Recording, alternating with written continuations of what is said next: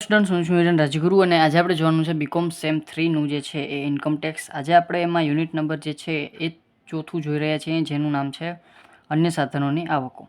આજે આપણે એમાં જે છે એ ડિસેમ્બર 2024માં પૂછાયેલો દાખલો જોવાનો છે. શું કહેવા માગે છે તો કે નીચે આપેલ માહિતી પરથી શ્રી અનુપની આકારણી વર્ષ 2024-25 માટેની અન્ય સાધનની આવકના શીર્ષક હેઠળ કરપાત્ર આવકની નક્કી કરો. બરાબર છે. કરપાત્ર આવક આપણે અન્ય સાધનના શીર્ષક હેઠળ ગણવાની છે. શું કીધું છે તો કે 6 માહિતી આપી છે. 10%ની ભારત સરકારની લોન આપી છે. 50,000ના અંબાણી લિમિટેડના 10%ના ડિબેન્ચર્સ આપ્યા છે. 50,000ના 10%ના મ્યુનિસિપલ ડિબેન્ચર્સ આપ્યા છે. એમાં TDS 20%. રાજલ લિમિટેડના કરપાત્ર ડિબેન્ચરનું વ્યાજ આપ્યું છે 7,500. TDS આપ્યો છે 20%. લોટરીની આવક આપી છે ચોખ્ખી 35,000, TDS 30% અને ખુલાસા વગરની રોકડ આપી છે 10,000. આટલી માહિતી, માત્ર 6 જ માહિતી, 5 માર્કનો ક્વેશ્ચન છે. બરોબર છે. 5 માહિતી આપી છે. 6 માહિતી તમારે કહેવાનું છે કે અન્ય સાધનની આવક હેઠળ કઈ રીતે કરપાત્ર આવકની ગણતરી થશે. તો આપણે પત્રક જેમ બનાવીએ છીએ યુઝ્યુઅલી બનાવી લેશું. બરાબર છે. અન્ય સાધનની આવક હેઠળ સૌરાષ્ટ્ર યુનિવર્સિટીમાં જે ડિસેમ્બર 2024માં પૂછાયેલો દાખલો છે એ. બરાબર છે. એમાં પાછલું વર્ષ 23-24 અને આકારણી વર્ષ 24-25 આકારણી વર્ષ આપણને આપી દીધું છે. બરાબર છે. અનુપમની આકારણી વર્ષ 24-25ના સાધનોના શીર્ષક હેઠળની કરપાત્ર આવક અથવા તો કરપાત્ર આવકની ગણતરી દર્શાવતું પત્રક.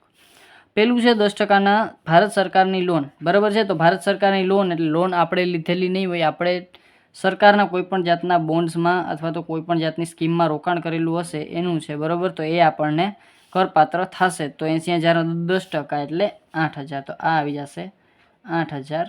બરાબર. જે લોન પર વ્યાજ છે એ આપણે કરપાત્ર થશે. પછી છે 50,000ના અંબાણી લિમિટેડના 10%ના ડિબેન્ચર્સ.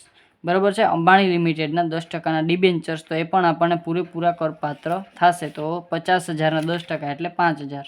તો અહીંયા આપણે અંબાણી લિમિટેડના ડિબેન્ચર્સ પર વ્યાજ આવશે 5,000.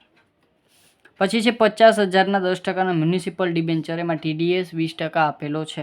બરાબર. મ્યુનિસિપલ ડિબેન્ચર આપ્યું છે, બીજું કાંઈ આપણને કીધું નથી કે કર બાદ કરપાત્ર વગેરે વગેરે કાંઈ કીધું નથી. બરાબર છે. એટલે આપણે આના ઉપર TDS છે એનું આપણે ગ્રોસિંગ અપ કરશું નહીં. બરાબર છે. જે છે એના આપણે 10% કરી નાખશું એટલે કે 50,000ના 10%. તો એ આવી જશે આપણી પાસે 5,000. એ પણ પૂરેપૂરા કરપાત્ર. પછી છે રાજલ લિમિટેડના કરપાત્ર ડિબેન્ચર્સનું વ્યાજ 7,500. એમાં TDS 20% આપ્યું છે. હવે કરપાત્ર ડિબેન્ચર આપ્યા છે અને આપણને TDS આપ્યું છે અને વ્યાજ આપેલું છે આપણને મુખ્યમાં. બરાબર છે. તો વ્યાજનું આપણે ગ્રોસિંગ અપ કરવું પડશે. બરાબર. તો 7,500 અહીં નીચે કરું છું. 7,500 વ્યાજ છે એને ગુણ્યા 100 એના છેદમાં 20% TDS આપ્યો છે એટલે 80 આપણે લઈ લેશું. તો એનું આપણે ગ્રોસિંગ અપ કરીએ તો 7,500 એને ગુણ્યા 100/80 એટલે એ થઈ જશે 9,375. તો એ આપણે કરપાત્ર થશે 9,375. પછી છે લોટરીની આવક. તો લોટરીની આવક ચોખ્ખી એટલે કે આપણને નેટ આપી છે. બરાબર. પણ આપણે નેટ જોતી નથી, આપણે શું જોઈએ છીએ? ગ્રોસ જોઈએ છીએ. તો TDS એમાં એપ્લાય કરવો પડશે. 35,000ની આવક છે એને ગુણ્યા 100 અને 30% છે એટલે બાકીના 70 ખીચામાં. ચાલો તો 35,000 એને ગુણ્યા 100/70 એટલે એ થઈ જશે 50,000 આપણી ગ્રોસ આવક કેની તો કે લોટરીની. બરાબર છે. ચાલો પછી છે ખુલાસા વગરની રોકડ 10,000. તો ખુલાસા વગરની રોકડ પૂરેપૂરી આપણી પાસે કરપાત્ર થશે. તો એ આવશે 10,000. ખુલાસા વગરની રોકડ, ખુલાસા વગરનું કોઈ પણ મિલકત હોય એ બધી આપણી અન્ય સાધનની આવક હેઠળ પૂરેપૂરી કરપાત્ર થશે. અહીં આપણી પાસે થશે શું કીધું છે તો કે અન્ય સાધનના શીર્ષક હેઠળની કરપાત્ર આવક. તો અહીંયા લખશું આપણે કરપાત્ર આવક. બરાબર. ટોટલ કરી નાખીએ એક વખત. 8,000, 5,000,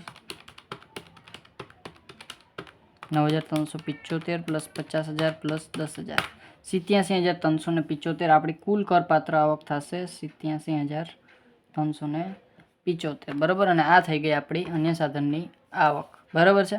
એકદમ નાનો એવો સમ હતો, 5 માર્ક્સમાં પૂછાઈ ગયો. તો આવી રીતે કરી નાખીએ એટલે આપણને 5માંથી 5 આપણને રોકડા મળી જાય. બરાબર છે. છતાં તમને કાંઈ પણ ના સમજાણું હોય અથવા તો કાંઈ ડાઉટ રહી ગયો હોય તો મને કોમેન્ટમાં પૂછી લેજો. અને જો વિડીયો ગમે તો લાઇક, શેર, સબસ્ક્રાઈબ જરૂરથી કરી નાખજો. અને હા, ડિસ્ક્રિપ્શનમાં તમને પૂરેપૂરી પ્લેલિસ્ટ મળી જશે. બરાબર છે. Thank you.